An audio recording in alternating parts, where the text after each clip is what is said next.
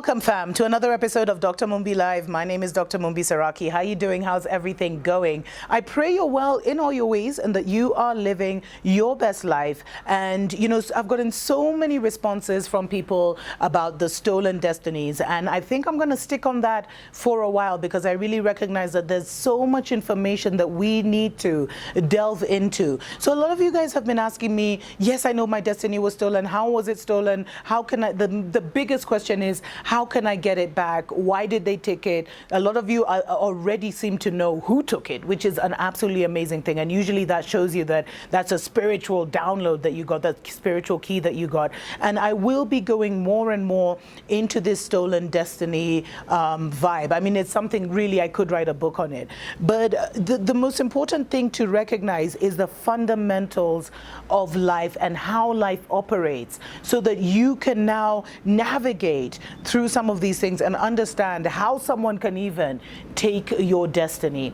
Now, I really hope I don't lose people. I did talk about in the previous episode, I talked about reincarnation very briefly, and I talked about how, you know, we're spiritual beings having a physical experience, and we've been here before, and you know, this is like a school, but we have debts we pay. So if you harm someone, if you kill someone, you have to come back in the next life and pay that debt by either being a slave to that person or working for that person, etc., or you balance it out in other ways, you know. And so what a lot of us are trying to do, and this is what all the great masters wanted to do, was to reach a point where they were no longer in that karma wheel, where they were no longer like, I hurt you, so now I have to come back in order to pay you back. And, you know, and they were able to forgive that thing of forgiveness and love and peace. You know, it's not like these airy fairy things where, oh, to achieve enlightenment. No, it's to get out of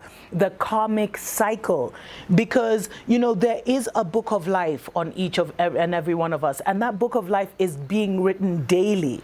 And it's saying, you know, and the good things, our good deeds, they're earning us some brownie points, if you want to call us that. Our bad deeds are, you know, getting us some karmic credits that, you know, or karmic debts that we are going to have to pay back with our good deeds. So, you know, and a lot of people feel like, because this whole system is ending, family. There's an end game. You know, we're in the end times. But what is happening in this end game is that the realities are breaking. And so if you have been too in the negative and too caught up and so forgotten and so ignorant about who you are that you think that you're just here for this one life and you're born, you have your experience, and then you die and you go to heaven and hell, you're going to go into this lower vibrational world where everything is destructive, everything is falling apart, because that negative vibe, that karmic wheel, is going to kind of consume itself and eat itself up and everything.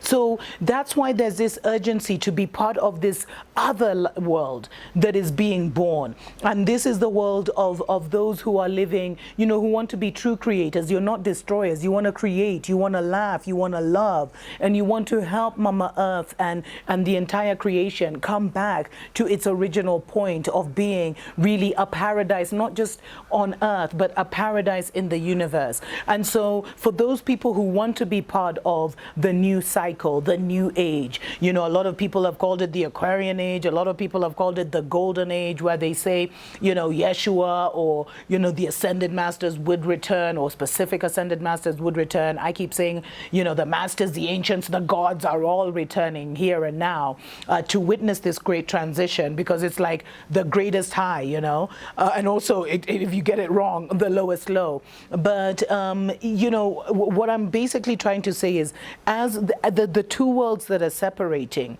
there is this world now where you want to settle your karmic debts. You want to settle your, you know, you want to forgive those who have hurt you, because you don't want to come back to that life and be dealing with them. So you just want to forgive and release. Forgiveness is all about you, fam. It has nothing to do with the people you're forgiving, you know, stories for other days.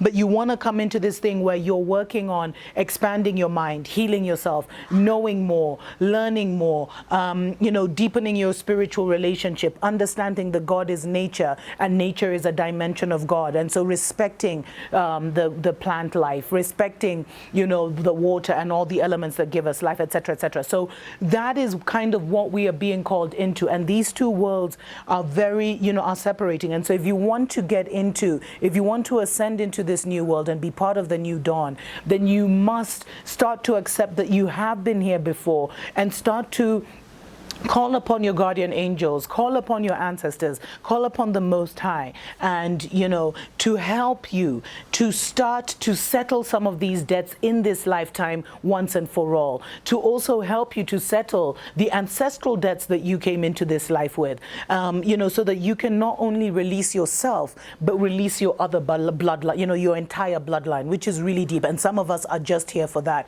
to unlock the bloodline so they unlock their soul family and they can be part of this. So it is a really massive, massive time of transition. It's a massive, massive time of choice.